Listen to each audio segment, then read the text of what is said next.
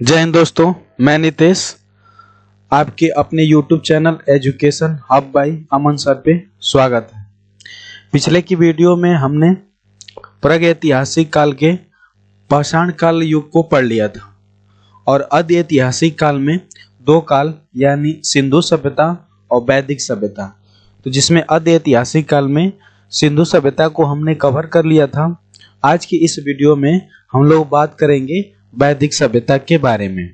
तो आइए यहाँ पे वीडियो की शुरुआत करते हैं और वैदिक सभ्यता के बारे में समझते हैं। तो देखिए, पहले हम लोग समझ लेते हैं कि वैदिक सभ्यता का विकास कैसे हुआ और उसका समाज और खान पान की वस्तुएं कैसी रहे। ठीक है, तो यहाँ पे आइए समझते हैं पहले वैदिक सभ्यता। तो जो वैदिक सभ्यता थी वो जो सिंधु घाटी सभ्यता थी उसके पश्चात, मतलब कि भारत में सिंधु घाटी जो सभ्यता थी उसके पश्चात जो सभ्यता का विकास हुआ उस सभ्यता को हम लोग वैदिक सभ्यता कहते हैं। और वैदिक सभ्यता ऐसा माना जाता है कि आर्य अथवा वैदिक सभ्यता जो आर्य भारत में आए थे, यानी जो मध्य एशिया से भारत में आए थे आर्य, वो वैदिक सभ्यता का विकास किए या वैदिक सभ्यता को उन्हीं के नाम से जानते हैं। जैसे अगर वैदिक सभ्यता या वैदिक काल की जानकारी को अगर हम लोग देखें कि इनका मुख्य रूप से कहाँ से इसकी जानकारी मिलती है, तो वो होता है ऋग वैदिक काल और एक होता है उत्तर वैदिक काल। तो अगर वैदिक काल की बात करें समय की, तो वैदिक काल का समय 1500 ईसा पूर्व से लेकर 600 ईसा पूर्व के बीच में रहा है और इसमें दो भागों में बांटकर इसको हम लोग देखते हैं। एक तो ऋग वैदिक काल और एक होता है वैदिक काल। तो ऋग वैदिक काल का अगर समय की बात करें तो 1500 ईसा पूर्व से लेकर 1000 ईसा पूर्व के बीच में है, जबकि उत्तर वैदिक काल की बात करें तो 1000 ईसा पूर्व से लेकर 600 ईसा पूर्व तक माना जाता है। तो यहाँ पे अगर देखा जाए ऋग वैदिक काल तो इसकी जानकारी ऋग्वेद से मिलती है, और वहीं बात करें उत्तर वैदिक काल की तो यहाँ पे जो हम लोग के 4 वेद होते हैं तो उसमें तो एक ऋग्वेद हो गया, तो उसमें ऋग वैदिक काल की जानकारी मिल रही है और बचे 3 वेद से हमको उत्तर वैदिक काल की जानकारी मिलती है। क्योंकि अगर आप लोग जानते ही होंगे कि सबसे प्राचीन वेद कौन सा है, ऋग्वेद, और सबसे नया वेद अथर्ववेद। तो उसके समतुल्य और जो भी वेद हैं जैसे यजुर्वेद, सामवेद, अथर्ववेद, इन तीनों वेदों की उत्पत्ति या रचना तो इसके बाद ही हुई होगी ऋग वैदिक काल की। तो इसलिए इन वेदों से हमको उत्तर वैदिक काल की जानकारी मिलती है। तो आइए देखते हैं और आगे की जानकारी को। तो वैदिक काल में जो आर्यों का आगमन हुआ उनमें हम लोग के जो इतिहासकार हैं उनमें मतभेद है कि वो जो आर्य आए थे वो कहाँ से आए थे। तो आइए देख लेते हैं। कुछ अलग अलग लोगों का कुछ अलग अलग मत रहा कि कुछ लोगों का मानना था कि मध्य एशिया से आए, कुछ लोगों का मानना था तिब्बत से, तो कुछ लोगों का मानना था उत्तरी ध्रुव से आए थे। तो आइए समझ लेते हैं कि किसके अनुसार वो कहाँ से आए थे। तो जो वैदिक काल में आर्यों का आगमन हुआ था ना, तो पहले तो ये समझ लीजिए कि आर्य संस्कृत शब्द है और आर्य का अर्थ होता है श्रेष्ठ, यानी आर्य का अर्थ क्या होता है, श्रेष्ठ। ये इंपॉर्टेंट है, इस बात को हमेशा ध्यान में रखेंगे। और आर्य एक संस्कृत शब्द है, ये भी बात याद रखेंगे। अब यहाँ पे देखते हैं कि आर्य कहाँ से आए थे, यानी उनका मूल निवास कहाँ था। तो जो इतिहासकार मैक्स मूलर हैं, तो मैक्स मूलर के अनुसार आर्य जो थे मध्य एशिया से आए थे। अगर वहीं देखा जाए दयानंद सरस्वती को, तो दयानंद सरस्वती के अनुसार आर्य तिब्बत से आए थे। और भारतीय क्रांतिकारी के एक व्यक्ति रहे बाल गंगाधर तिलक, तो बाल गंगाधर तिलक का मानना था कि आर्य उत्तरी ध्रुव से आए थे। तो ये एग्जाम में पूछ लेता है कि दयानंद सरस्वती के अनुसार आर्य कहाँ से आए थे, बाल गंगाधर तिलक के अनुसार आर्य कहाँ से आए थे। तो उनके अनुसार जो दिया गया है वो ही याद रखेंगे, यानी दयानंद सरस्वती के अनुसार तिब्बत से और बाल गंगाधर तिलक के अनुसार उत्तरी ध्रुव से। जबकि अगर सीधा सीधा बस यही क्वेश्चन पूछ लिया जाए कि आर्य भारत में कहां से आए थे, तो याद रखेंगे मध्य एशिया में, क्योंकि एनसीईआरटी मध्य एशिया को मानती है और इसी को सही मानती है। अब अगर व्यक्ति का नाम लगा के पूछेगा तभी आप तिब्बत या उत्तरी ध्रुव बताएंगे, जिस व्यक्ति के अनुसार पूछा जाएगा। तो ठीक है, उम्मीद करते हैं चीजें समझ में आ गई होगी। आगे देखते हैं। जो आर्य थे सर्वप्रथम अगर भारत आ ही गए तो अगर यहाँ पे अगर मान लीजिए कि यहाँ भारत का एक छोटा सा मैप समझने के लिए बना लिया जाए टूटी फूटी, तो जो आर्य थे वो भारत में आए गए तो वो सिंध प्रांत और गुजरात और अफगानिस्तान वाला क्षेत्र यहाँ तक होता था ना, तो इस वाले क्षेत्र में वो आकर सर्वप्रथम बसे, यानी वहां अपने घर बनाए, तंबू टाने या जो भी जिस स्थिति में वो रहना चाहते थे वो यहाँ पे रहे। और आर्य की जो सभ्यता थी वो कैसी थी? ग्रामीण सभ्यता थी। और जो आर्यों की भाषा थी वो कैसी थी? संस्कृत थी। इसको हमेशा ध्यान में रखेंगे कि आर्य की जो सभ्यता थी ग्रामीण सभ्यता थी और जो आर्य की भाषा थी वो संस्कृत सभ्यता थी। याद रखेंगे हमेशा सिंधु सभ्यता के जो नोट्स बनाए होंगे आप पास में जरूर रख लेंगे, क्योंकि सिंधु सभ्यता और वैदिक सभ्यता में दो कंफ्यूजन होता है, तो पास में रख के अगर पढ़ेंगे कंपेयर करके तो आपको चीजें भूलेंगी नहीं। क्योंकि अगर सिंधु सभ्यता की बात किया जाए तो उनकी सभ्यता कैसी थी? शहरी थी, जबकि यहाँ पे वैदिक सभ्यता के लोगों की जो सभ्यता है वो कैसी है? ग्रामीण है। और सिंधु सभ्यता में लिपि तो पढ़ी नहीं गई, भावात्मक चित्रात्मक थी, जबकि आर्यों की भाषा संस्कृत थी और यहाँ पे कुछ लोग इस भाषा को समझ पाए। तो आइए देखते हैं और कुछ आर्यों के बारे में। तो जो आर्यों की प्रशासनिक इकाई हुआ करती थी वो 5 भागों में बांटी गई थी। जैसे प्रशासनिक इकाई की बात करें तो यहाँ पे देखा जाए, अगर हम लोग के वर्तमान में अगर स्थिति की देखा जाए तो किसी गांव में झगड़ा हो जाता है तो पहले हम लोग गांव के सरपंच के पास जाते हैं, ठीक है, उसके पास उस क्षेत्र के थाना के पास, फिर तहसील के बाद, और उसके बाद जिला में नई बात बनती है तो उच्च न्यायालय में और सर्वोच्च न्यायालय में जाते हैं। तो ऐसे जाते हैं ना। तो वैसे ही जो आर्यों की प्रशासनिक इकाई थी वैसे ही छोटे से बड़े के क्षेत्र में बटा हुआ था। जैसे पहले प्रशासनिक इकाई थी कुल, फिर उसके बाद ग्राम, फिर विश्व, फिर जन और फिर राष्ट्र में, यानी कि ये बड़ा एक क्षेत्र हुआ करता था राष्ट्र। जैसे इस समय देख लीजिए ये पूरा अगर क्षेत्र देखा जाए तो भारत, उसके बाद उसके अंदर राज्य, राज्यों के अंदर विश्व या ग्राम और उसके बाद कुल, मतलब एक छोटी सी इकाई कुल थी और बड़ा सा क्षेत्र राष्ट्र हुआ करता था। अगर कुल वेदों की बात करें तो कुल वेदों की संख्या कितनी थी? 4 थी। और वो वेद कौन कौन थे? तो ऋग्वेद थे, यजुर्वेद थे, अथर्ववेद थे और सामवेद थे। ये वेदों की संख्या है जो 4 थी। तो ऋग्वेद, यजुर्वेद, अथर्ववेद और सामवेद। बात किया जाए ऋग्वेद की तो ऋग्वेद सबसे प्राचीन वेद माना जाता है और इसमें मंडल देखा जाए तो मंडलों की संख्या 10 है और सूक्तकों की संख्या 1028 है। और अगर उसमें ऋचाएं की बात किया जाए तो ऋचाएं 10,462 हैं। और वहीं ऋग्वेद के तीसरे मंडल में गायत्री मंत्र का उल्लेख है। ये बहुत बार एग्जामों में पूछता है कि गायत्री मंत्र किस वेद में है। पहले तो यही क्वेश्चन पूछता है कि गायत्री मंत्र किस वेद में है, तो याद रखेंगे ऋग्वेद में। और ऋग्वेद के किस वाले मंडल में? तो तीसरे मंडल में। और यहाँ देखा जाए कि ऋग्वेद में श्रोता और प्रार्थनाएं का चर्चा संचय है, मतलब कि इसमें श्रोता और प्रार्थनाएं होती हैं, मतलब इसमें उसमें उल्लेख है उसका। और बात किया जाए अगला ऋग्वेद में कुल मंत्रों की संख्या तो 10,580 है और इसमें जो दोहराए गए मंत्र है, यानी जो कुल मंत्र है 10,580 और उसमें जो 1018 मंत्र है इसमें रिपीट है।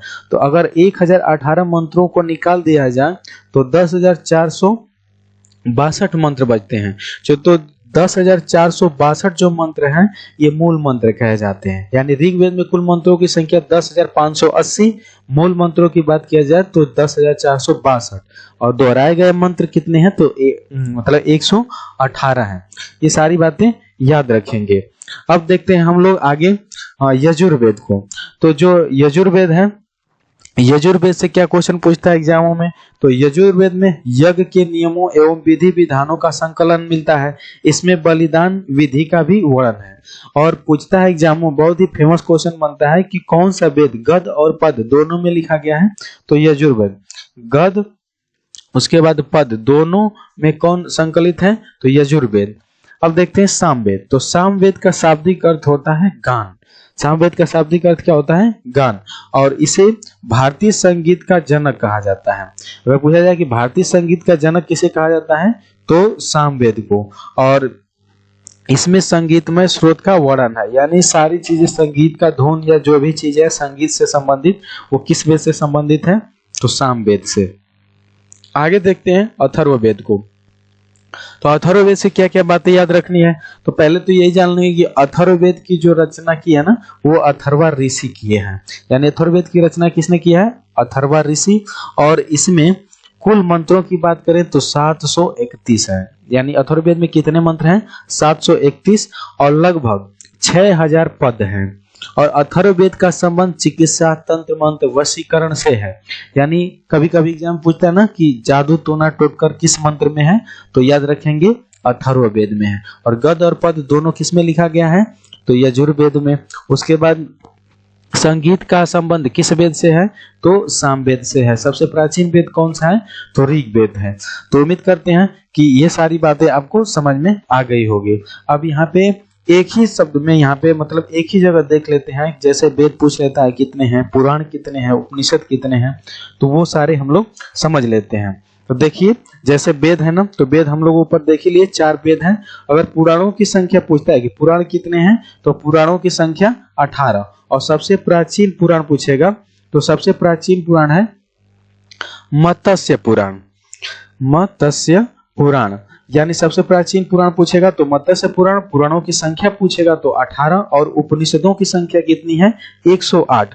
वो भी 108 में जो 12 उपनिषद हैं वो मुख्य उपनिषद हैं, और बाकी सब दोबारा दोबारा रिपीट की गई हैं। यानी उपनिषदों की संख्या पूछेगा तो 108, लेकिन मुख्य उपनिषद पूछेगा तो 12। और उपनिषद का शाब्दिक अर्थ होता है गुरु के समीप बैठकर ज्ञान प्राप्त करना। यानी जो गुरु के समीप बैठकर ज्ञान की प्राप्ति करता है, ज्ञान पाता है, उसको हम लोग कहते हैं उपनिषद। यानी इसका शाब्दिक अर्थ होता है। और एक यहाँ से बहुत ही इंपॉर्टेंट क्वेश्चन पूछता है कि सत्यमेव जयते किस उपनिषद से लिया गया है? तो सत्यमेव जयते मुंडको उपनिषद से लिया गया है। इसको ध्यान रखेंगे, बहुत बार एग्जामों में पूछता है कि सत्यमेव जयते कहाँ से लिया गया है? तो मुंडको उपनिषद से।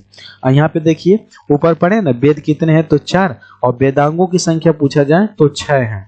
यानी वेद 4 और वेदांग 6। मतलब कि ये जो वेदांग है ना, जैसे ज्योतिष, शिक्षा, कल्प, व्याकरण, ज्योतिष, छंद, निरुक्त, ये सारे जो है ना, वो वेदों को पढ़ने में अपना हेल्प देते हैं। ठीक है, तो इसलिए वेदांग उनको कहते हैं। तो यानी वेदांगों की संख्या कितनी है? 6। हमेशा ये दिमाग में बना के रखेंगे कि वेदांगों की संख्या 6 है। अब देखते हैं जो वैदिक सभ्यता थी, उनका जो समाज था 4 भागों में, मतलब कि 4 वर्गों में बटा हुआ था। एक तो थे ब्राह्मण, और एक क्षत्रिय, और एक वैश्य, और दूसरा तीसरा मतलब चौथा जो था वो शूद्र था। अगर बात करें ब्राह्मण की, तो इनको महापंडित या ज्ञानी कहा गया। मतलब इनका काम था शिक्षा देना।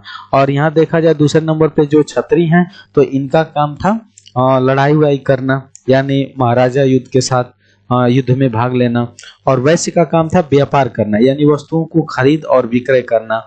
और यहाँ पे शूद्रों का काम था साफ सफाई करना, यानी साफ सफाई का काम क्षुद्र करते थे। यहाँ पे देख रहे होंगे कोई भी काम या जो भी चीजें हैं तो वो क्षुद्र करते थे। वैश्य का काम था व्यापार करना, और क्षत्रिय का काम था लड़ाई करना। और यहाँ पे ब्राह्मण का काम क्या था? तो इनको ज्ञान देना था। ठीक है, तो यानी वैदिक सभ्यता के जो समाज थी वो उतने 4 वर्गों में बटा हुआ था। अब देख लेते हैं कि जो वैदिक काल के जो कुछ प्रमुख देवता थे वो किस लिए जाने जाते थे। तो जो वैदिक सभ्यता के जो देवता थे, जैसे मान लीजिए पहले इंद्र हैं, तो इंद्र को आर्यों को सर्वाधिक प्रिय देवता थे। मतलब कि अगर पूछा जाए कि वैदिक काल के सर्वाधिक प्रिय देवता कौन थे, तो इंद्र थे। और इन्हें युद्ध और वर्षा का देवता माना जाता है। मतलब जो इंद्र भगवान है उनको किसका देवता माना जाता है? तो युद्ध का और वर्षा का देवता माना जाता है।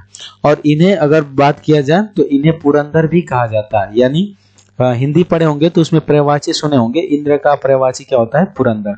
तो इंद्र को पुरंदर के से भी नाम से जाना जाता था। अगले देवता है अग्नि। तो अग्नि किस लिए प्रचलित है? तो ये आग के देवता थे। यानी आग की आवश्यकता होगी तो हम लोग अग्नि भगवान को प्रसन्न करेंगे, पूजा पाठ करेंगे। अगला है वरुण। वरुण किसको कहते थे? ये थे वायु के देवता। यानी वायु बहुत तेज से चल रही है तो वरुण भगवान बहुत तेज चल रहे हैं। ठीक है, यानी वरुण देवता वायु के देवता कहलाए। सोम, ये जंगल के देवता थे। मतलब कि ये जो सोम थे वो जंगल के देवता माने जाते थे। जो मारुत थे वो तूफान के देवता। अब देखिए यहाँ वरुण वायु के देवता, और जो मारुत थे वो तूफान के देवता। और ये रुद्र, रुद्र तो नाम ही से क्लियर लग रहा है, जैसे मतलब कि क्रोधित है, तो यानी ये क्रोध वाले देवता थे, मतलब जिनके ऊपर मान लीजिए क्रोध था, तो ऐसा माना जाता था कि रुद्र भगवान उन पे चढ़ गए हैं। ठीक है, तो रुद्र किससे संबंधित थे? क्रोध के देवता माने जाते थे। आगे देख लेते हैं, जो ऋग वैदिक काल की कुछ नदियां थी उनका नाम एग्जामों में पूछ लेता है कि जैसे मान लीजिए सतलज है तो उसका प्राचीन नाम क्या था, चिनाब है तो उसका प्राचीन नाम क्या था। तो आइए देख लेते हैं। तो जो शतुद्री थी ना, प्राचीन नाम में इनका शतुद्री नाम था, जो वर्तमान में सतलज नाम के नाम से जानी जाती हैं। फिर अस्किनी, अस्किनी चिनाब नदी का प्राचीन नाम था। ब्यास, बिपाशा, यानी ब्यास का प्राचीन नाम क्या था? बिपाशा था। वहीं देखा जाए काबुल, तो काबुल का प्राचीन नाम कुंभ था, यानी कुंभा, कहीं कहीं कहीं कुंभ ही लिखा रहता है, तो सही नाम क्या है? कुंभा। अगर यहाँ पे गंडक की बात करें तो गंडक का प्राचीन नाम क्या था? सदा नीरा। वहीं स्वात, अगर स्वात नदी की बात करें तो इसका प्राचीन नाम क्या था? सुवस्तु नाम था। अगर यहाँ पे देखा जाए रावी, तो रावी का प्राचीन नाम परुष्णी। झेलम का प्राचीन नाम देखा जाए तो वितस्ता। घग्गर का प्राचीन नाम देखा जाए तो सरस्वती। ये सरस्वती किसका नाम था? घग्गर का नाम था, या इसी को कहा जाता था दृष्टवती। ठीक है, और कुर्रम का प्राचीन नाम क्या था?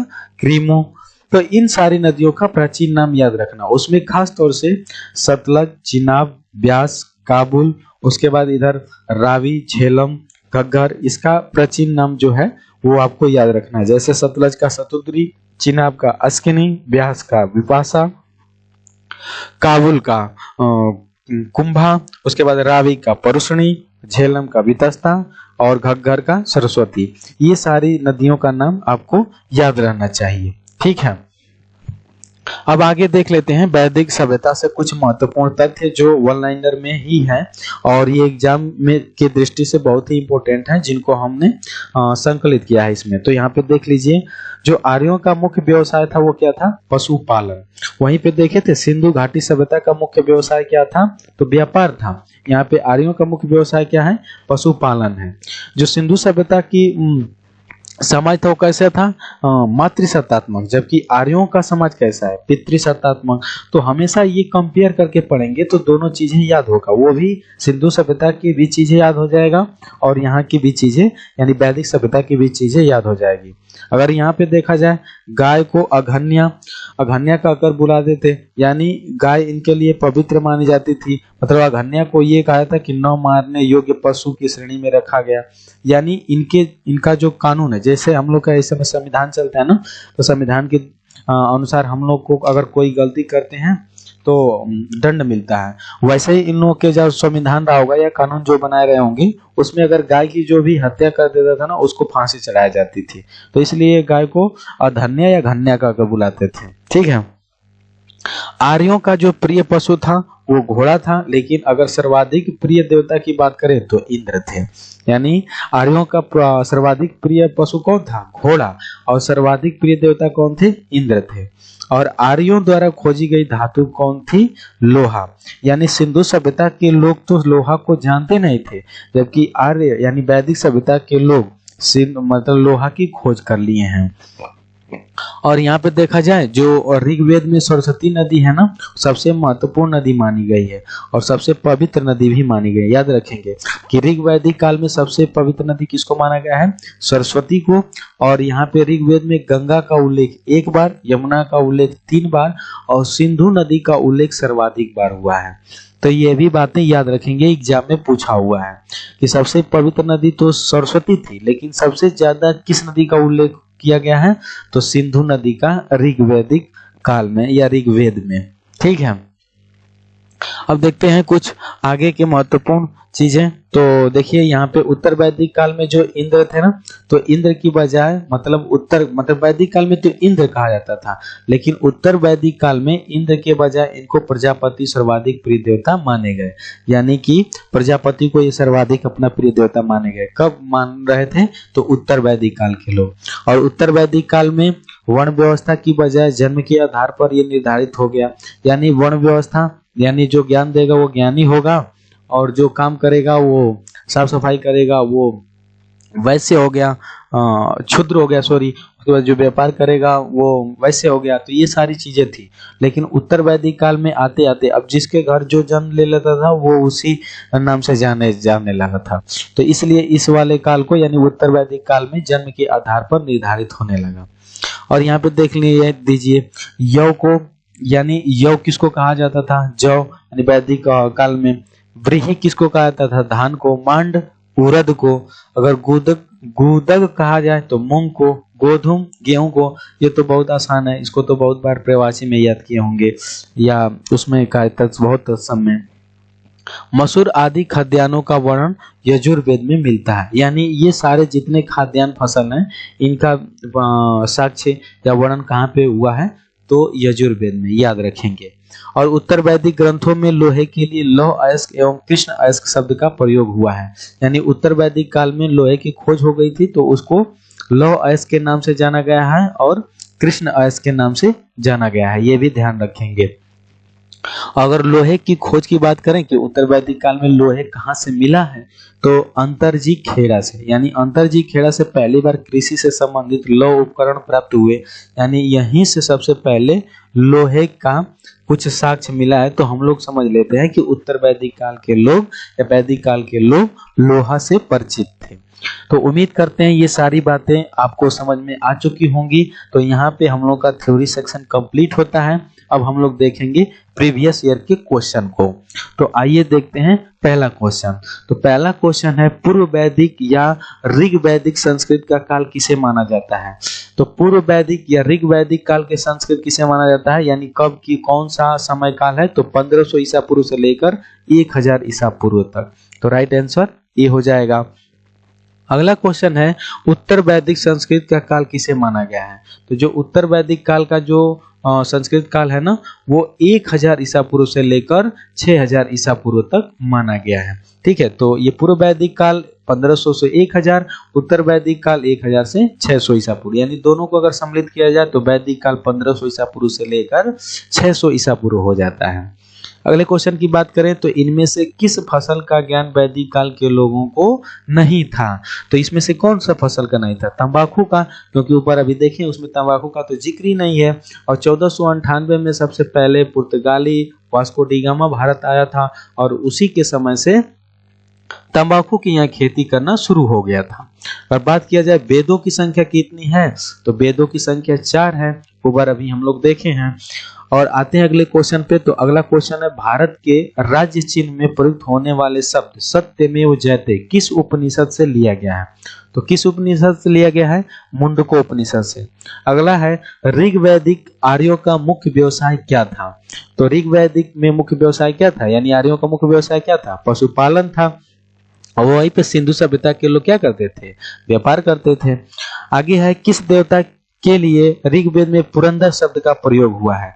तो पुरंदर किसका प्रवाची है, इंद्र का। तो उत्तर वैदिक काल में सबसे प्रिय पशु मतलब कि इंद्र के किस नाम से जाना जाता था, पुरंदर के नाम से। आते हैं अगले क्वेश्चन पे। तो अगला क्वेश्चन है भारतीय संगीत का आदि ग्रंथ माना जाता है। तो भारतीय संगीत का आदि ग्रंथ किसे माना जाता है, सामवेद को, क्योंकि सामवेद से ही संगीत की उत्पत्ति हुई है। अगला है पुराणों की संख्या कितनी है। तो पुराणों की संख्या कितनी है, 18 है। और सबसे प्राचीन पुराण की बात करेगा तो कौन है, मत्स्य पुराण। अगला है गायत्री मंत्र की पुस्तक में मिलता है, यानी गायत्री मंत्र किस पुस्तक में मिलता है। तो गायत्री मंत्र किस में मिलता है, ऋग्वेद में, ऋग्वेद के 3रे मंडल में है। और ये किसको समर्पित है, तो सावित्री या सूर्य को समर्पित है। अगला है ऋग्वेद में कुल कितने मंडल हैं। तो ऋग्वेद में कुल कितने मंडल हैं, 10 मंडल हैं।